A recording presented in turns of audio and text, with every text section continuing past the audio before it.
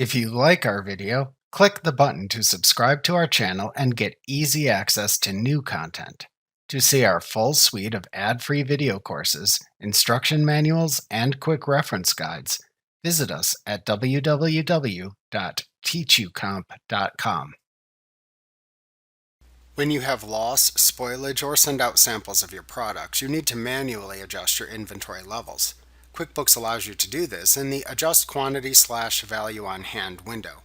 To view this window, select Vendors, Inventory Activities, Adjust Quantity/Value on Hand from the menu bar. First, select the type of inventory adjustment to make from the Adjustment Type drop-down menu.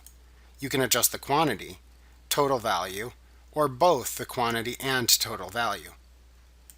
Enter the date of the adjustment into the Adjustment Date field.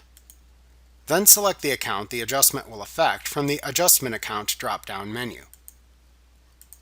To the right, enter an adjustment reference number into the Reference Number field. You can also assign a customer job or class to the transaction if needed. Enter the reason for the adjustment into the Memo field at the bottom of the form. Then click into the Item column in the first available row and select the first item to adjust from the drop-down list. If making a quantity adjustment, either type the New Quantity or the Quantity Difference into the respective column. If you enter a loss of items into the Quantity Difference column, be sure to enter the difference as a negative number. If entering a total value adjustment, enter the new total value into the New Value column.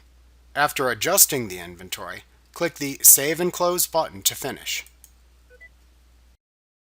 Remember to click the subscribe button to see more of our videos. See our full suite of courses, instruction manuals, and quick reference guides at www.teachucomp.com.